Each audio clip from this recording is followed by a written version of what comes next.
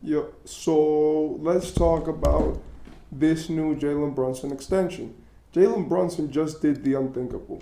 The Knicks, obviously, this season have done a lot of moves, and they have really been the best team in terms of this offseason and the way that they've built their team. Losing guys like Quentin Grimes and some other players, but has been tough. But being able to keep OG Anunoby, bring back Mikal Bridges, being able to, even though you lost Isaiah Hartenstein, keep guys like Mitchell Robinson, Julius Randle, and still have your core together. And the Villanova guys that are like Dante DiVincenzo, Jalen Brunson, obviously the superstar of the team, and Josh Hart, meanwhile also being able to move things around, makes they make this offseason one of the best off seasons we've seen in a while. They have been one of the better teams in the league. Last season they won 50 games. They obviously have been a team which has been very consistent. So in this offseason, they have had a, a very great selection of picks. They obviously traded for Mikal Bridges, even though they did give up a lot to get him. It is a very big thing when you trade for a star of that caliber. He obviously has many things going for him in this team. The chemistry is great. He is the secondary star next to Jalen Brunson, which they've been looking for, and someone consistent. He has the best chemistry that anyone could have with this team because obviously, if you guys didn't know, four of the guys in the roster went to college together and won 1 to 2 national championships together. And he's also a very great defender and a very great defensive player, one of the best in the league, and he doesn't get injured, meanwhile playing 82 games in every single one of his seasons. They were able to get OG Anunoby. I do think that they heavily overpaid for him, and OG should have took a pay cut so that Jalen Brunson could have got some more money. But that is something that didn't happen, and we can't look at the past now. OG is one of the best defenders in the league. He's one of the best shooters in the league. And for New York, he was really that guy that could fill any role. Obviously, OG, the only thing that I don't like about him is that he consistently complains about touches, which is something that is understood. He obviously sees his potential, and he knew that this year was a contract year, so he had to show out. He managed to shoot 49% from the field, 39%, basically 40% from three. Meanwhile, getting 14 points, 1.7 steals, a block, four rebounds, and 1.5 assists. He has been amazing for New York. He was great in the playoffs too, as he took his averages and his percentages up. And he was the best player on the Knicks when it came to just being a defender and a glue guy for them. He's kind of their Derek White in that sense. So for the Knicks, they have managed to bring in Mikal Bridges, keep OG Anunoby, and they managed to draft around 4 players. Paycut Dadiet, Tyler Kolek, Kevin McCullar Jr., excuse me if I'm saying these names wrong, and Ariel Hukporti. These guys are obviously all in different positions. They have different like centers, and they have guys who are like their players. But it's good to be able to bring in young, cheap talent, and especially that if they don't work out, you're gonna have new talent, which is gonna come to the NBA every season. For the things that they've lost, and they've lost Isaiah Hartenstein to the OKC Thunder, which was honestly expected. As good as he was for this team, I do think that he was going to get a bit expensive, and especially with that OG contract, there was not a lot of money in New York. Then Mitchell Robinson is going to be the starting center, and Jericho Sims is going to be the backup. They have Precious Achua too, And for them, they have a great deal of players which they can play around.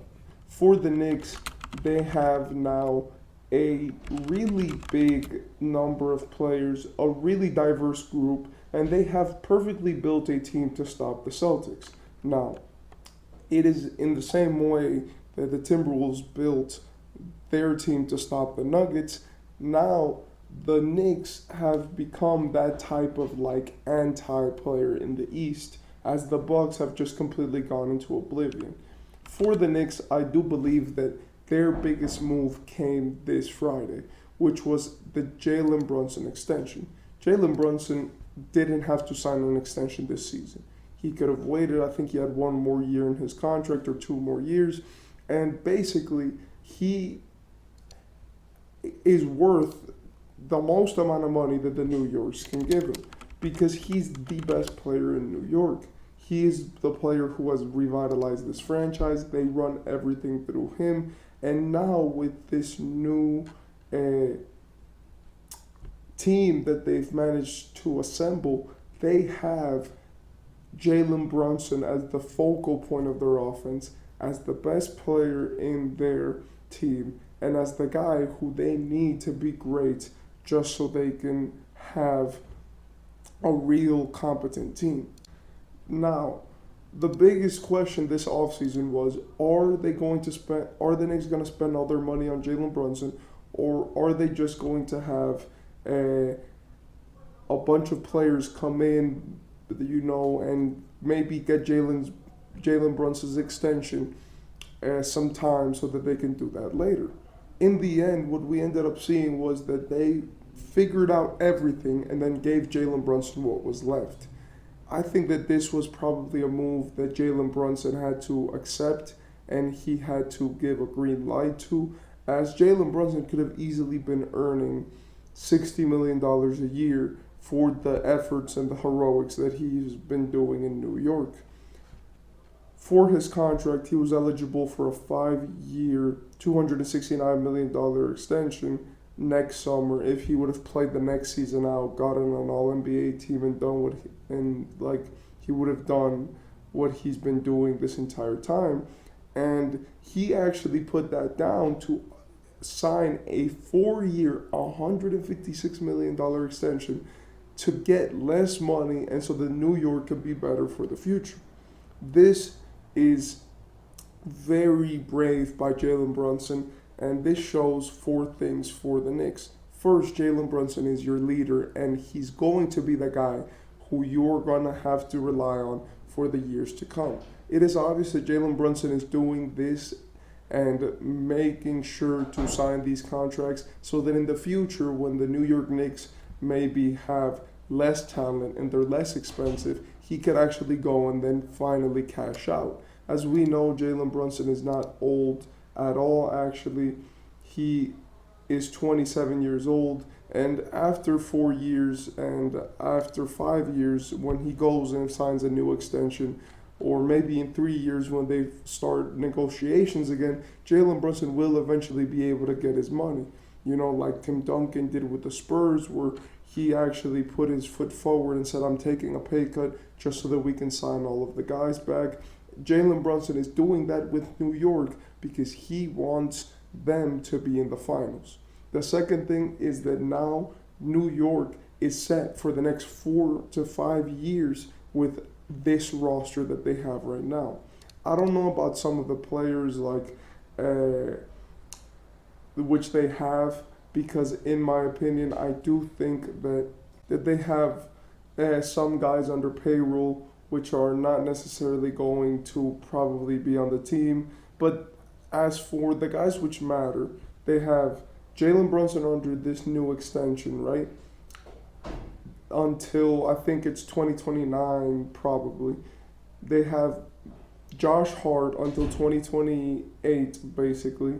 They have Dante DiVincenzo until 2027. They have Mikal Bridges until 2026. So this means that they have at least the next 2 years with this roster and this team checked up. Also, that with the new CBA, with the new cap spike, and with Julius Randle's contract ending, they could renegotiate because Julius Randle is not that important to this team. Third, they finally now have a competent roster. It hurts to lose Hartenstein, but with the roster that you have, you're going to be more than okay in many different aspects. And in my opinion, with this New York roster, you're looking at this team and you're saying like, yo, you guys are under the salary cap the next 2 seasons. You guys are completely, well, not under the salary cap, but you guys are under the hard cap, I'm pretty sure, under the second apron. You guys have all the players that you wanted, and now your star, the one player which matters the most, is happy, took less money, and is going to sign a bigger contract later as soon as the new cap money kicks in.